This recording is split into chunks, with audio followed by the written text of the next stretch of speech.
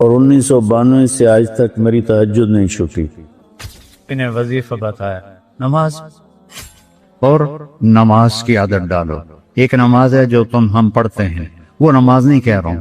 فَإِذَا فَرَغْتَ فَانْصَبْ، نصب گڑ جانا، جیسے یہ بوتل ہے نا، یہ یہاں آ کے گڑی تو نہیں لیکن ایسے کھڑی ہے، تو اللہ کہہ رہا ہے فَانْصَبْ، ایسے جیسے لکڑی کو ٹھوکا جاتا ہے نا زمین میں، اور کچھ اس کا حصہ اندر چلا جاتا ہے اور اوپر والا ایسے ہو جاتا ہے، تو نماز کے لیے ایسے کھڑے ہو، ایسے۔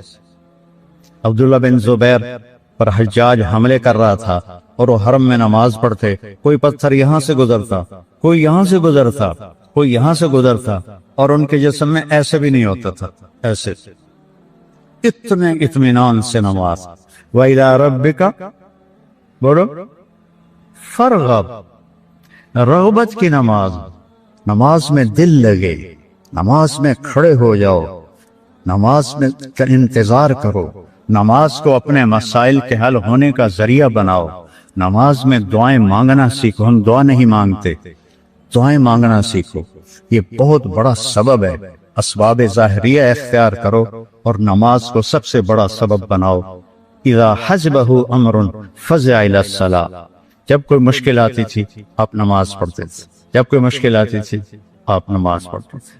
3 دن گزر گئے، کھانے کو کچھ نہیں ملا، تو حضرت عائشہ سے کہنے لگے چلو آج میں اللہ سے جا کے بات کرتا ہوں۔ مسجد میں گئے، نفل شروع کر دی، ایک ستون کے پیچھے 2 نفل پڑھتے، پھر سلام پھیر کے دوسرا ستون، اللہ اکبر، پھر سلام پھیرا تیسرا ستون، اللہ اکبر، پڑھے جا رہے ہیں۔ اتنے میں حضرت عثمان آئے، اما جان اللہ کے نبی کہاں ہیں؟ ان کا 3 دن سے فاقہ تھا، اللہ سے مانگنے گئے، تو ہزاروں قطار رونے لگے، مجھے کیوں نہ کہا، عبد الرحمن بن عوف کو کیوں نہ کہا، ثابت بن قیس کو کیوں نہ کہا، یہ سارے مالدار تھے۔ بھاگے بھاگے گھر گئے، پورا اونٹ بھر کے راشن کا لے کر آئے، اور آ کر وہاں اللہ کے نبی کے گھر اتارا، اور پھر بھاگے بھاگے گئے اور گھر میں جو سالن تیار ہو گیا تھا وہ اٹھا کے لائے، اور روٹیاں اٹھا کے لائے، اور آ کر دیا کہ پکانے میں دیر لگے گی۔ جب اللہ کے نبی واپس آئے، پوچھا عائشہ کچھ ہوا؟ کہ یہ دیکھیں اللہ تعالیٰ نے سب کچھ کر دیا ہے۔ کہ یہ کون لایا ہے؟ کہ یہ عثمان لایا ہے۔ تو آپ نے ایسے ہاتھ اٹھائے، اے اللہ میں عثمان سے راضی ہوں، تو بھی اس سے راضی ہو جا۔ اے اللہ میں عثمان سے راضی ہوں، تو بھی اس سے راضی ہو جا۔ اے اللہ میں عثمان سے راضی ہوں، تو بھی اس سے راضی ہو جا۔ تو نماز کو اپنا وظیفہ بناؤ۔ یہ آج کل کے یہ سوشل میڈیا اور بہت سے ایسے نادان لوگ، یہ وظیفہ پڑھو، یہ وظیفے پڑھو، یہ پڑھو، یہ پڑھو، یہ سب فضولیات ہیں۔ سب سے بڑا وظیفہ نماز ہے اور دعا ہے، سب سے بڑا وظیفہ نماز ہے اور دعا ہے۔ باقی سب ڈھکوسلے ہیں، میرے اوپر جادو ہو گیا ہے، میرے اوپر اثر ہے، میرے اوپر جنات ہیں، یہ سب عاملوں کی جیب گرم کرنے کے اسباب ہیں۔ یہ کچھ بھی نہیں ہے، سب بک بک ہے، سب بک بک ہے۔ کبھی اس چکر میں نہ پڑنا کہ میرے اوپر جادو کر دیا گیا ہے، میری بندش کر دی گئی ہے، اولاد کی بندش ہو گئی ہے، کاروبار کی بندش ہو گئی ہے۔ نماز جو موجود ہے، اللہ جو موجود ہے، تو کبھی عاملوں کے چکر میں نہیں پڑنا۔ کبھی جو وظیفے بتانے والے ہیں 1000 دفعہ یہ پڑھو، 1000 دفعہ یہ پڑھو، میرے سر میں درد ہے۔ اور ایک بزرگ کہنے لگے کہ آپ 1000 دفعہ سورہ اخلاص پڑھا کرو۔ میں کہا جی پھر تو پہلے نالو ہور درد ہوا جاوے گا جو میں سر درد نال میں 1000 واری سورۃ اخلاص پڑھا کے میرے کو تو نماز دی رکعت وچ کولو اللہ مشکل پڑی جاندی ہے۔ میں کہا جی یہ وظیفہ تسی اپنے کول ہی رکھو، یہ میرے واسطے کوئی نہیں ہے۔ میرے نبی نے وظیفہ بتایا، نماز پڑھو، دعا مانگو، نماز پڑھو، دعا مانگو، صدقہ کرو، سخی بنو، بخیل نہ بنو۔ بخیل سے اللہ دوستی لگاتا نہیں، اور سخی سے اللہ دوستی توڑتا نہیں، چاہے فاسق ہو۔ اور سخاوت کا مطلب کوئی بہت زیادہ خرچ کرنا نہیں ہے، وہ دل کی کیفیت کا نام ہے، وہ دل کی کیفیت کا نام ہے۔ تو غریب بھی سخی ہو سکتا ہے، مالدار بھی ہو سکتا ہے، غریب بھی بخیل ہو سکتا ہے، مالدار بھی ہو سکتا ہے۔ بخل خود پیدا ہوتا ہے، سخاوت کو پیدا کرنا پڑتا ہے۔ سخی بنو۔ مولویوں میں سخاوت بہت کم ہے، بلکہ ہے ہی کوئی نہیں، کیونکہ شروع سے لینے کا جو کام شروع ہو جاتا ہے تو دینے کو دل ہی نہیں کرتا۔ تو دینا سیکھو تاکہ اللہ تمہیں دے، کھلانا سیکھو اللہ تمہیں کھلائے۔ پلانا سیکھو، اللہ تمہیں پلائے۔ پھر سب سے بڑی سخاوت ہے جس پہ ناراضگی ہے معاف کر دو۔ سب سے بڑی تواضع ہے جس پہ زیادتی کی ہے اس سے جا کے معافی مانگ لو۔ معافی مانگنا اس سے بڑی تواضع کوئی نہیں، معاف کر دینا اس سے بڑی سخاوت کوئی نہیں ہے۔ اور اللہ کو سخی سے پیار ہے، وہ فاسقی کیوں نہ ہو۔ سامری نے بچڑے کی پوجا کروائی، اللہ نے کہا ان سب کو قتل کرو، وہ قتل ہو گئے۔ سامری نے پکڑا ہوا آ گیا، اللہ نے کہا موسیٰ سامری کو چھوڑ دے۔ یا اللہ، وہ بدبخت تو سب کو بچڑے کی پوجا پہ لگانے والا۔ اللہ نے کہا سخی ہے، سخی کو قتل کرنا مجھے اچھا نہیں لگتا، آپ ہی مر جائے گا۔ وہ بخار میں مر گیا۔ تو سخاوت ایسی چیز ہے جو کفر و نفاق میں بھی کام دے جاتی ہے۔ بیٹا سخی بن۔ اور ایک سخاوت بتائیے جس پہ کوئی پیسے نہیں لگتے، معاف کرنا سیکھ، معاف کرنا سیکھ، درگزر کرنا سیکھ، اپنی کوتاہی کا کھل کے اعتراف کرو۔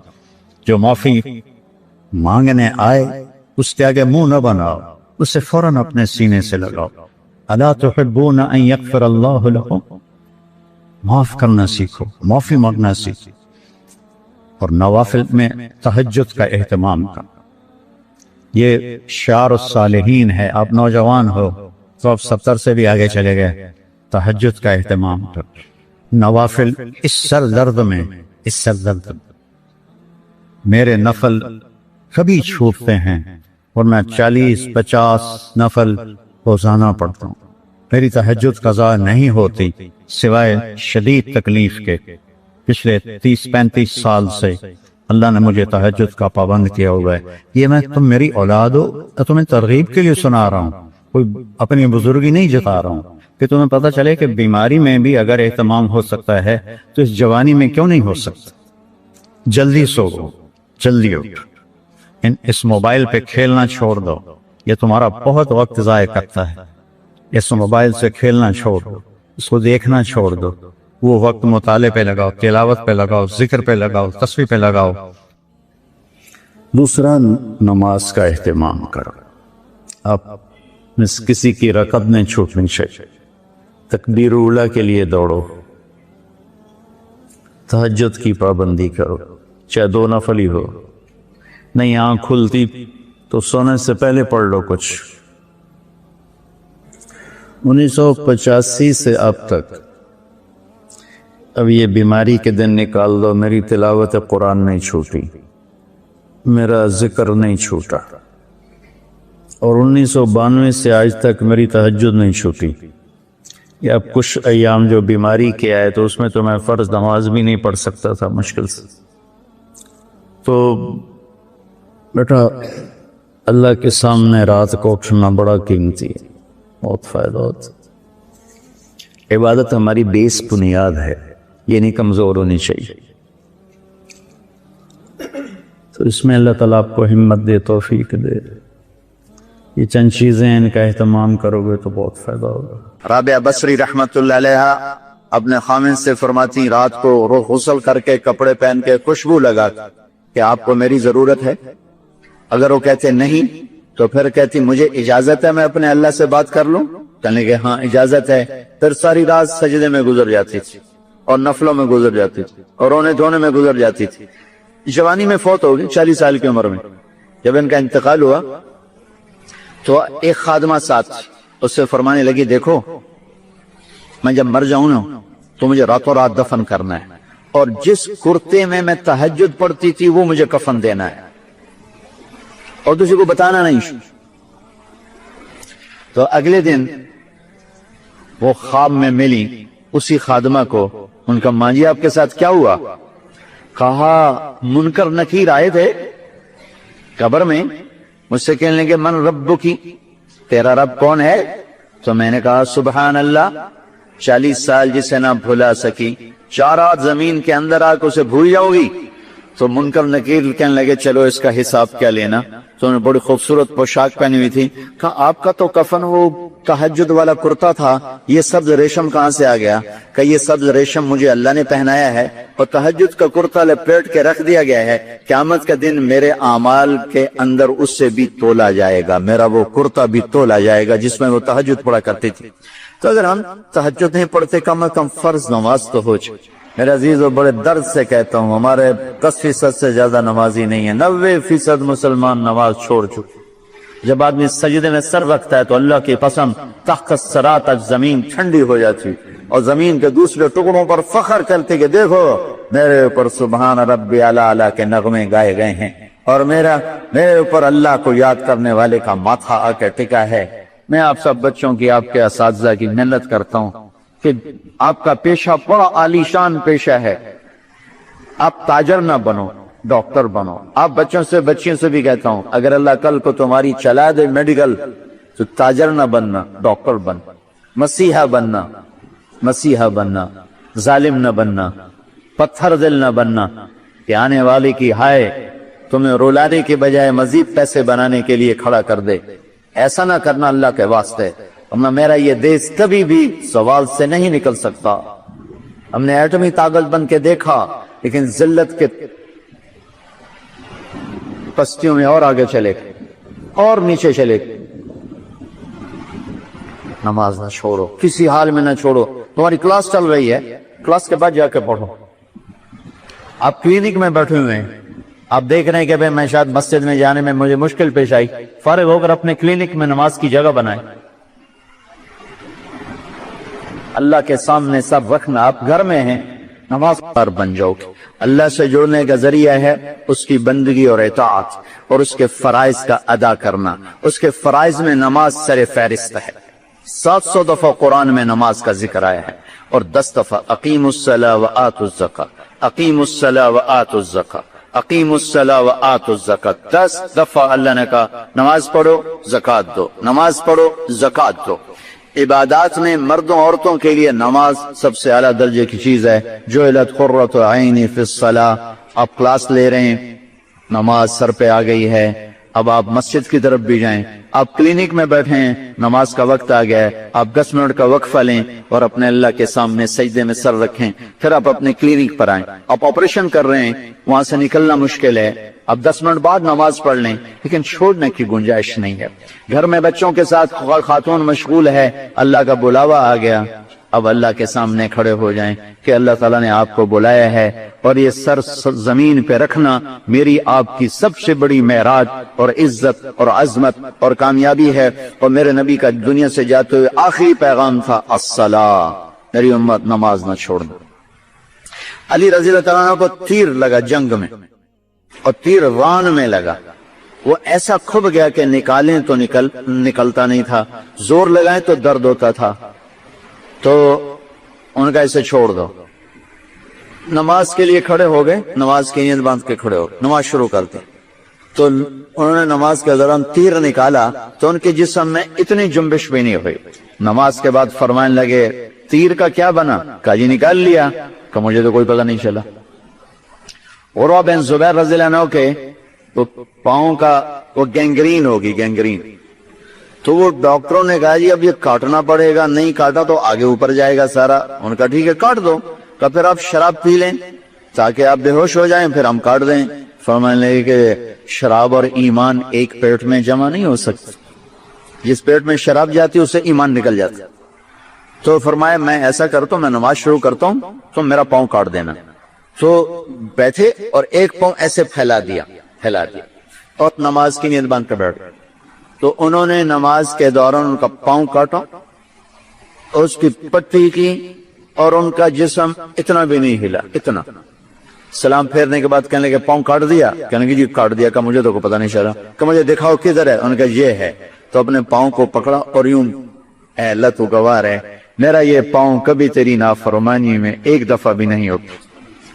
يدعون ربهم خوفا وطمعا ومما رزقناهم ينفقون كانوا قليلا من الليل ما يهجعون وبالاسحار هم يستغفرون. یہ اللہ تعالیٰ ان کی تعریف کر رہا ہے جو راتوں کو اٹھتے ہیں، اللہ کے سامنے روتے ہیں، اللہ سے باتیں کرتے ہیں، نمازیں پڑھتے ہیں، سجدوں میں سر رکھتے ہیں. اللہ انہیں دیکھ دیکھ کے خوش ہوتا ہے. تتجافا، کتنا خوبصورت لفظ اللہ نے کہا ہے. اس کا ظاہری ترجمہ یہ ہے کہ وہ بستروں سے جدا ہو جاتے ہیں اور اللہ کے سامنے کھڑے ہو جاتے ہیں. لیکن اس کا اصل ترجمہ کیا ہے؟ تتجافا، اس کی اصل ہے جفا. جفا جفا کہتے ہیں بے وفائی پہ. تو کتنی خوبصورت بات اللہ کہہ رہا ہے, یہ وہ میرے بندے ہیں جو مجھ سے وفا کرتے ہوئے اپنے بستروں سے بے وفا ہو جاتے ہیں. بے وفائی بڑی بری بات ہے, یا تو بڑا بے وفا آدمی ہے, بے وفائی بڑی بری بات ہے, وفا بڑی اچھی بات ہے. تو میرے رب نے کیا خوبصورت بات فرمائی ہے, تتجافا جنوبہم عن المضاجع, یہ میرے وہ پیارے بندے ہیں کہ اپنے بستر کے بے وفا بن جاتے ہیں اور میرے وفادار بن جاتے ہیں. جسم ٹوٹتا ہے, نیند آتی ہے, اب وہ اٹھاتے ہیں, منہ دھوتے ہیں, چھیٹے مارتے ہیں. آپ نے فرمایا مبارک ہو اس شخص کو جو تہجد میں اٹھا, وضو کیا, مصلی بچھایا, پھر بیوی کو بھی اٹھایا, وہ نہ اٹھی تو اس کے منہ پہ پانی کے چھینٹے مارے. پھر آپ نے فرمایا مبارک ہو اس عورت کو جو رات کو اٹھی, تہجد کا وضو کیا, پھر خامن کو اٹھایا, وہ نہ اٹھا تو اس کے منہ پہ پانی پھینکا, پھر دونوں اٹھ کے اللہ کو منانے کھڑے ہو گئے. اللہ ان کو دیکھ دیکھ کے خوش ہوتا ہے, ان کو دیر دیر کے آسمان کے در کھل جاتے ہیں. جیسے ماں بچوں کو پیار سے نہیں دیکھتی, اس کے چہرے کے جذبات دیکھنے کے ہوتے ہیں, ایسے ہی میرا رب اپنے اس بندے اور بندی کو ان محبتوں سے دیکھتا ہے جن محبتوں سے ماں نہیں دیکھ سکتی. 70 کا لفظ عربی زبان میں ہوتا ہے کثرت کے لیے, نہ کہ عدد کے لیے. میرے رب کو اپنے بندے سے پیار ہے جس کا کوئی عدد نہیں, جس کی کوئی حد نہیں. اللہ تعالیٰ نے فرمایا داؤد, اے داؤد, یہ نافرمان مردوں عورتوں کو پتہ چل جائے کہ میں ان سے کتنا پیار کرتا ہوں, صرف ان کو یہ خبر ہو جائے کہ ان کا اللہ ان کی ساری نافرمانیوں کے باوجود ان سے کتنا پیار کرتا ہے, تو ان کے جوڑ جوڑ آپس میں جدا ہو جائیں, اکٹھے نہ رہ سکتے. اللہ تعالیٰ نے کہا اے داؤد, جب میں نافرمانوں سے اتنا پیار کرتا ہوں تو فرمان برداروں سے کیسا پیار ہوگا میرا. پھر اور سنو, یا داؤد بشر المذنبین, داؤد جاؤ جاؤ میرے نافرمانوں کو بشارت سناؤ. نافرمانوں کو کوئی بشارت دیتا ہے؟ نافرمانوں کو تو ہر کوئی ہتھ کڑی لگا, جو پولیس والے نہیں کھڑے ہتھ کڑی لگاؤ, چور ہے ڈاکو ہے ہتھ کڑی لگاؤ. میرا اللہ کہتا داؤد جاؤ جاؤ نافرمانوں کو بشارت دے دو, ان سے کہو لا یتعاظم علی ذنب ان اغفر